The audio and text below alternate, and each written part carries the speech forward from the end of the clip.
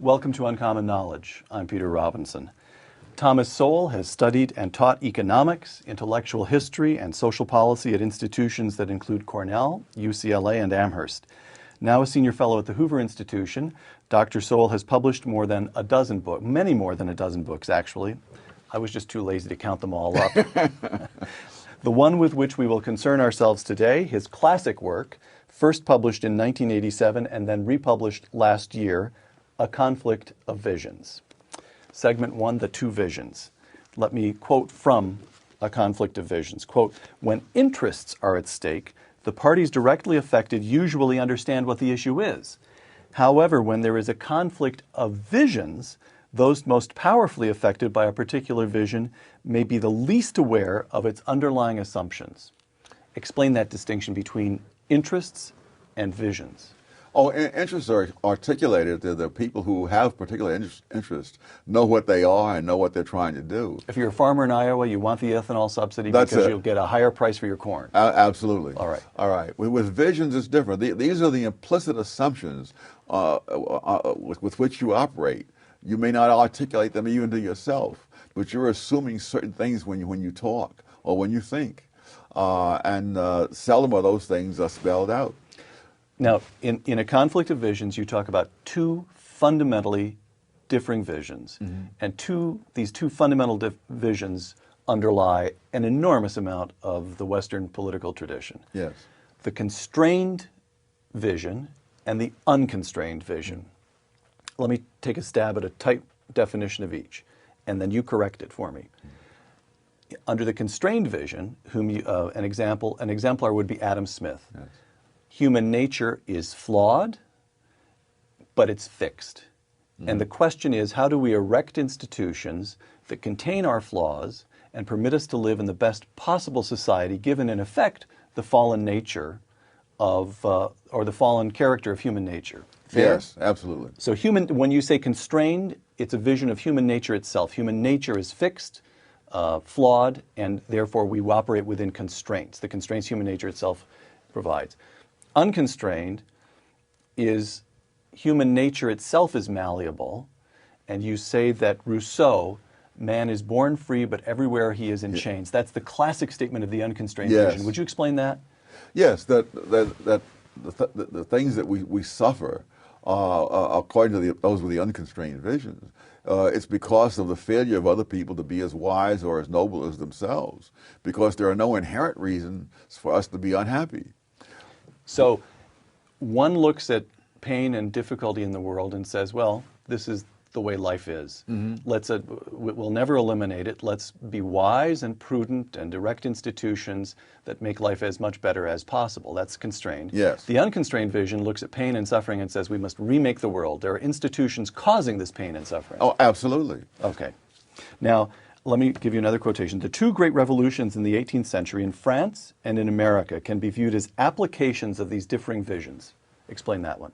Well, in France, the idea was that if you simply put the right people in charge and created the right institutions, then all these problems would go away.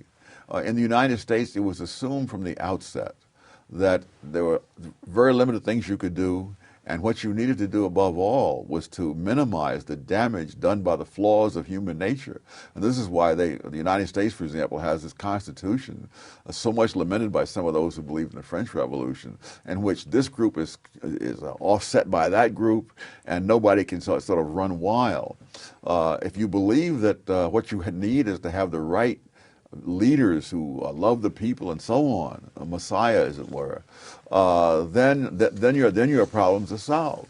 But if you don't believe there is any political messiah, and you believe that you have to make sure that all people are restrained in what they are able to do, then you have the separation of powers, you have elections, you have constitutions, you have all kinds of things hemming you in.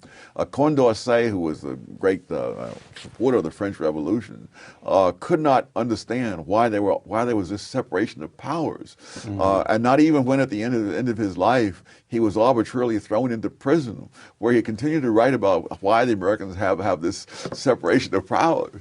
And of course, if there had been a separation of powers, he wouldn't be rotting in prison. Right, right. Could I just, you've got France is the unconstrained vision, 18th century America is the constrained vision, founding fathers the constrained vision. Could I ask if it goes even farther back? What comes to mind is Karl Popper's The Open Society and Its Enemies. There's a famous chapter in there in which he contrasts Plato, whom he views as a radical, the man who wants rule by the philosopher kings, with Aristotle, whom he views as a kind of piecemeal reformer. What you get in Plato is the impulse to start anew, and what you get in Aristotle is the impulse to accept the givenness of things and make one change, see how it works, another change, see how it works. In other words, I guess what I'm getting at is there some sense in which these two visions can be traced all the way through the Western tradition? Oh, absolutely. That's right. Absolutely. That's a fair statement. Yes. All right. Now, in this country, you talked about France versus the United States, but what about Americans versus Americans? John Adams versus Thomas Jefferson, for example? Is that a fair contrast? Adams would be constrained, Jefferson unconstrained? To some extent, yes. Jefferson, when the complaint was made about the people who were innocent people killed during the course of the French Revolution, he said that I would rather that half the world be destroyed than that it should fail. But of course, as it went on, Jefferson backed away, and he did turn ultimately against it. All right. So what you get... He had a more unconstrained vision, but not totally. Because what I'd like to do now is turn to these two visions as they play out in contemporary American politics. But before I do that, I want to make sure I understand you. Your vision is that the founding fathers, the fundamental institutions of the United States, reflect the constrained vision. Absolutely. And that therefore what you get within the American tradition is degrees of the constrained or the unconstrained vision. You don't get clean, sharp disagreements, or is that untrue? Oh, you do get it. The whole erosion of the Constitution, largely by the courts, is the notion that no, we have to look out for the public interest, and therefore we won't worry about the constraints of the Constitution as much as some people would like. All right, which takes us to segment two visions of the law. The constrained vision of the law, and here I quote a conflict of visions. Oliver Wendell Holmes expressed it when he declared, "The life of the law has not been logic, it has been experience," close quote. Yes. How is he giving expression to the constrained vision? There is no one who, from sheer intellectual power, can tell you what the law ought to be. That we learn from trial and error simply because we're not capable of learning everything just by figuring it all out in advance. The unconstrained vision of the law. Here you quote John Stuart Mill, quote, "To look at legal precedents was," I'm quoting you, "in Mill's view to make," and here you quote Mill, "an absurd sacrifice of present ends to antiquated means." Yes. Close quote.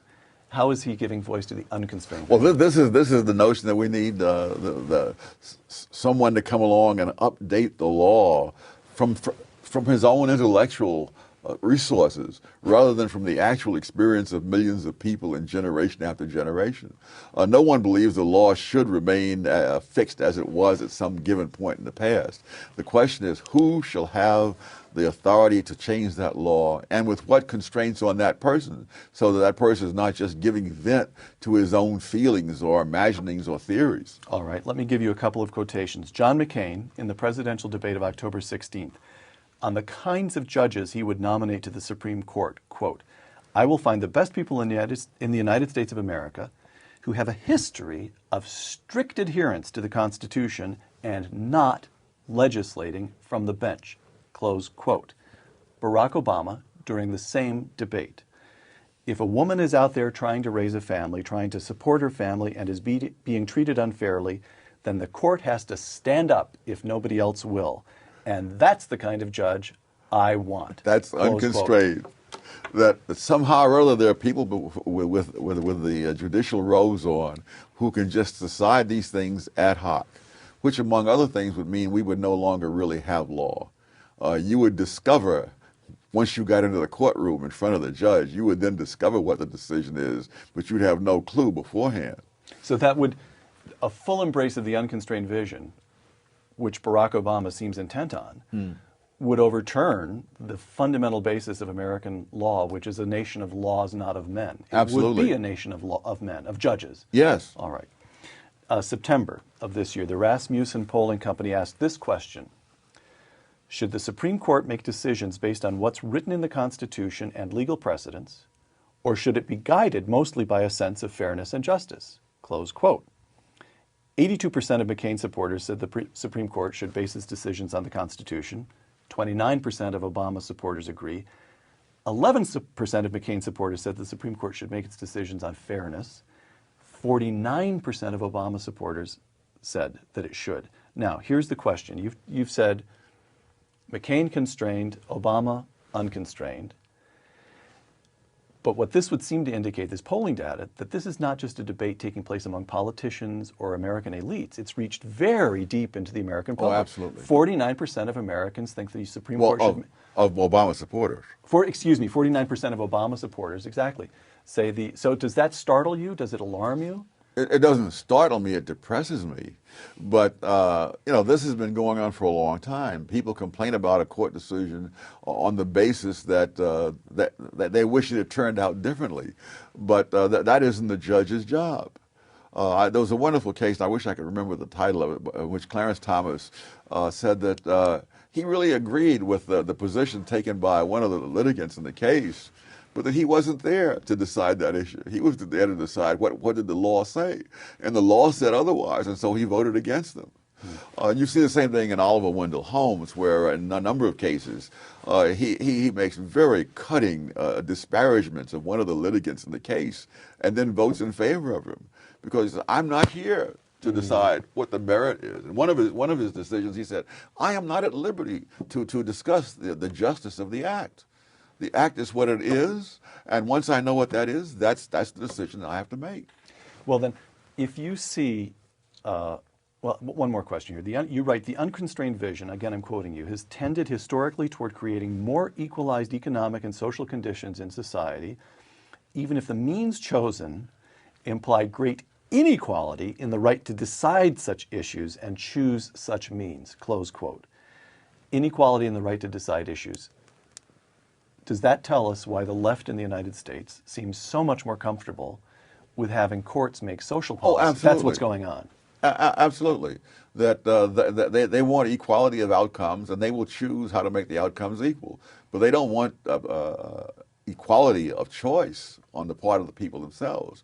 Many of the liberals say that they're for the family because they're for creating all kinds of goodies to give to families, but they want to take away the family's fundamental function, which is making decisions for members of the family itself, particularly the younger members who aren't yet grown. In the current political context, and we're taping this program just 2 weeks before the election, how do you see, what opportunity is there for those who believe in the constrained vision as regards the law to advance their view, to advance the constrained vision and beat back the unconstrained vision? I guess you argue for it, as you do for other things, but I think what happens is that many people vote. They don't think that far ahead. They think, I like this guy, and so on. They don't think, what kind of judges will he be putting on the court, on the federal bench, who will be there 20 and 30 years from now, who will be turning loose criminals, let's say, for 20 or 30 years. Right. Well, I know that you have some reservations about John McCain as a candidate, and we'll come to some of those, I suspect. Yes. Actually, I've got some questions intentionally to provoke you, Dr. Sowell. But would you say that on this issue alone, that the next president is likely to be able to nominate 2 or 3 justices to the Supreme Court? Oh, absolutely. That's decisive for you? Yes. All right. Okay. Segment 3, 2 visions of war. The constrained vision, and again, I'm quoting from your book, A Conflict of Visions. War is seen as originating in human nature and being contained by institutions. The unconstrained vision. Those with the unconstrained vision tend to explain war in terms of either misunderstandings or of hostile or paranoid emotions raised to such a pitch as to override rationality. Yes. Is it fair to say that the constrained vision is not surprised by war, but the unconstrained vision is always a little startled when a war breaks out? Oh, absolutely. That you can take this back to the Federalists, where they said, why do we think that the 13 colonies will make war on each other if they're not united? And the answer was because that's what countries have always done. And so it's not a question of, in fact, it's not just war, it's poverty, it's crime. All those are things which people with the unconstrained vision feel needs explaining. Whereas people with a constrained vision think what needs explaining is how do we sustain peace? How do we have law and order? How do we have morality? How would you interpret then? I can't remember whether Robert Kennedy was quoting someone else or whether this was original to him or to his speechwriters. The quotation is something like, some see the world and ask why. I see what could be and ask why not. Yes, yes. That's a kind of that's the unconstrained vision in a nutshell. Absolutely. All right. John McCain in February 2003, quote, this is the constrained and unconstrained vision as they apply to the question of warfare. In this age, liberating oppressed peoples from the tyranny of those who would do us harm, serves not only narrow national interests, but the ordered progress of freedom, close quote. Barack Obama in August of last year, quote, in the first 100 days of my administration, I will travel to a major Islamic forum and deliver an address to redefine our struggle. I will make clear that we will stand with those who are willing to stand up for their future and that we need their efforts to defeat the prophets of hate and violence, close quote. What do you make of those two? I think Barack Obama has a lot more faith in verbal interactions than I would. That's the unconstrained vision. Oh, absolutely. You see, well, what he's proposing under the guise of change is what has been tried for 2 decades between the two world wars, and which failed disastrously in helping to bring on the Second World War. Well, that brings up another point. Is it fair to say that the constrained vision is more aware of history, that somehow or other there's an appreciation of and even a hunger for historical understanding, searching for precedent, what has worked before? Most things won't work. Therefore, we must work especially hard to discover what has worked in the past. And in the unconstrained vision, is there something, you don't say this in the book, this is a question on which I'm taking a total flyer here, but is there something almost anti-intellectual about the unconstrained vision? An unwillingness to look at the large facts of history. There's an unwillingness to look at the facts of history, and it's anti-intellectual in the sense of intellectual processes. Unfortunately, it's all too characteristic of intellectuals as an occupational category.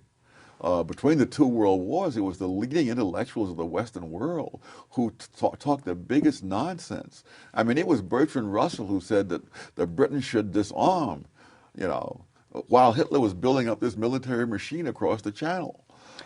And in France as well, and Russell was by no means the only one in England. So why?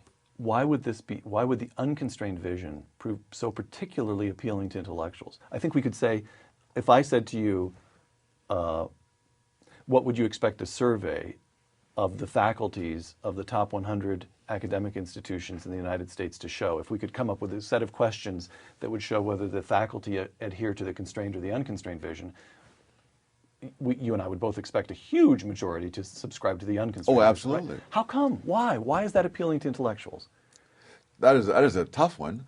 But I think that, I guess the short answer is they imagine that good people like themselves can make this thing go. And if it hasn't worked in the past, it's only because they haven't had the right people doing it. In other words, communism would have worked if it hadn't been for Stalin. But of course, once you have a system like communism, people like Stalin are the ones who will come to the fore. All right. Back to warfare and defense. Barack Obama's plan for defense spending as of last year, I'm quoting his speech, I'll stop spending $9 billion a month in Iraq. I will cut tens of billions in wasteful spending. I will cut investments in unproven missile defense systems. I will not weaponize space. I will slow our development of future combat systems, and I will institute an independent defense priorities board to avoid unnecessary spending, close quote. Well, that's straight out of the 30s. There were people who were saying Britain should not. The British Labour Party in the early to mid-30s voted consistently against defense spending, and they argued that our security does not depend on armaments, but on disarmaments. And so when Chamberlain went to Munich to talk to Hitler, it wasn't just his own party, the conservatives, who applauded him when he came back. It was the labor and liberals as well. He was probably the most lionized man among Western leaders, perhaps of the past century. John McCain, you've just compared Barack Obama to Chamberlain. I'm going to see if I can get you to compare John McCain to Churchill. How's that?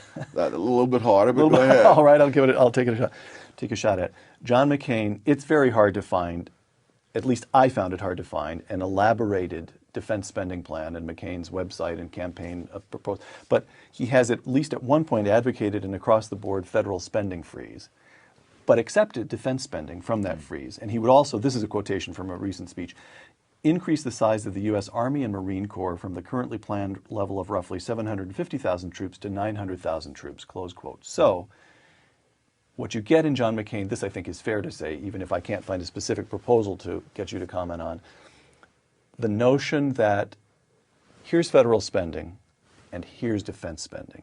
And it occupies, because it must, a privileged position within the structure of federal spending. What do you make of that? Well, I think he recognized that you have to survive before you do anything else. All right. So that strikes you as just good common sense. Yes. And McCain doesn't strike you as too belligerent? Defending yourself is not belligerent. All right. All right. Two visions of the economy. Again, I'm going to begin by quoting from A Conflict of Visions. The constrained vision sees market economies as responsive to systemic forces, the interaction of innumerable individual choices and performances. The unconstrained vision argues that this is not how the economy operates, that it is currently obeying the power of particular interests and should therefore be made in future to obey the power of the public interest. Close quote. Explain that. Well, they imagine that they can define the public interest by themselves.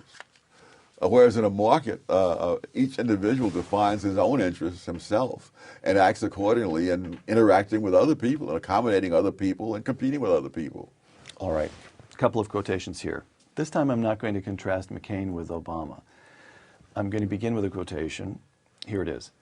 We who live in free market societies believe that growth, prosperity, and ultimately human fulfillment are created from the bottom up, not the government down. Let our banner proclaim our belief in a free market as the greatest provider for the people, close quote. Ronald Reagan. Yes, I thought so. You did, all right. Now, John McCain on September 15th. The American people are being threatened today because of greed and corruption that some engaged in on Wall Street and that we have got to fix, close quote. What do you make of what's going on in the Republican Party? Well, from Reagan to McCain. Decline. When people ask me why am I going to vote for McCain rather than Obama, it's because I prefer disaster to catastrophe. All right. You're not supposed to throw things at me from which I have to use valuable time to recover, Tom. All right. Here, listen to an exchange between Barack Obama and Joe Wurzelbacher, now known universally as Joe the Plumber. This took place on October 11th. Joe the Plumber. Your new tax plan is going to tax me more, isn't it? Barack Obama. It's not that I want to punish your success. I just want to make sure that everybody who's behind you, that they've got a chance to success too. I think when you spread the wealth around, it's good for everybody. Close quote. What do you make of that one? Oh, I think it's classic left ideology. And by the way, he wants to spread Joe the Plumber's wealth around. He's not spreading his wealth around. We all know about his half-brother in Africa who is living in dire poverty. It's been fascinating to me, these various people who want to spend the taxpayers' money, but who, when it comes to charitable giving and so forth on their own, have no idea of doing that. I don't know if you're familiar with the study that's been done of liberals and conservatives donating money and giving time as volunteers and donating blood and so on. And contrary to what everybody expected, the conservatives do more of all of those things. The study showed that if everyone donated blood at the same rate at which conservatives donate blood, there'd be 45% more blood donated in the United States than there is. And also, weren't you struck by the Joe Biden's tax forms when they were released, he's had an income that's roughly triple that of Sarah Palin, and yet his charitable contributions have been much smaller. Much Oh, smaller absolutely, than hers. absolutely. Right. Let me ask you, let me try with John McCain one more time. Two assertions he made in the very same 5-minute radio talk. This is both come from Radio Talk on October 18th. Quote, "At least in Europe, the socialist leaders who so admire my opponent are upfront about their objectives. Raising taxes on some in order to give checks to others is not a tax cut. It's just another government giveaway." Close quote. Excuse me, this is not from the radio talk, but it's from a rally he gave on the same day. And he was talking about the need to address the financial crisis by buying up mortgages. Quote, "We need to give you a mortgage that you can afford so you can realize the American dream of owning your home." Close quote. So which vision does John McCain represent? He represents whichever one occurs there at the moment. All right. It's, he has what Thorstein Veblen called a versatility of convictions. All right. But here's the argument. The argument would be, look, John McCain's in a tight spot. He's trailing. He's fundamentally the constrained vision. That is to say, he fundamentally supports free markets. And his record shows an overwhelming majority of the times where there's a vote in Congress that can be recorded as free market or anti-free market, he's on the free market side. He's maneuvering here. Be realistic, Tom Sowell. Politicians have to do that. Cut the man a little slack. Well, if I were in his camp, perhaps I would say that. My job is not to cut him any slack. My job is to inform the people who read what I have to say. All right. Back to Barack Obama. You mentioned the, I think you would call it a naive view of world affairs, that he places a great deal of faith in in rhetoric, the ability of rhetoric to solve global problems. This reminds you of the 1930s. It reminds you of Neville Chamberlain. I read you a quotation of the notion of spreading the wealth around, and again you said that's perfectly pure socialist doctrine from the 1930s. Would you argue that this man is the most left-wing or the purest embrace of the unconstrained vision that we've seen in American politics since when? Since the New Deal? Since the Great there's been Society? American politics. Really? Yes, yes. I mean, even FDR, pulled back on some things. But Obama really, he does have the unconstrained vision, which is really an elitist vision. It says, I know what is the best to be done, and I will do it. When he says, I will change the world, you realize this is a man who has actually accomplished nothing other than advancing his career through rhetoric. And it reminds me of a sophomore in college, who thinks that he can run the world because he's never had to run anything. And you can believe that only until you have personal responsibility for consequences. And that's when it gives you a little bit of humility. Why don't the American people see through that? Isn't that the fundamental bet that the founders made, that that voters would see through, ultimately they'd see through nonsense? Yes, but that was before nonsense became a large part of the curriculum of our educational institutions. All right. Segment 5. The two visions and the nature of the campaign. Again, I begin by quoting from A Conflict of Visions. Those with a constrained vision have tended to be less concerned with promoting economic and social equality, but more concerned with the dangers of an inequality of power, producing an articulate, ruling elite of rationalists, close quote. That gets to Bill Buckley's famous quotation about he'd rather be ruled by the first 2,000 names in the Boston phone book than by the Harvard faculty. That's the point, right? Yes. If you perform a Google search on Obama plus the word professorial, you'll get more than 62,000 hits. What does that suggest to you? What's going on here? We need to go to the phone book. Where the wise, again, I'm quoting from A Conflict of Visions, where the wise and conscientious individual is conceived to be competent to shape outcomes directly. This is the unconstrained vision. Yes. I, Barack Obama, know what's best for you. This is the way you put it a moment ago. Then his sincerity is crucial. Sincerity is so central to an unconstrained vision that it is not readily conceded to adversaries, close quote. That goes back at least 200 years.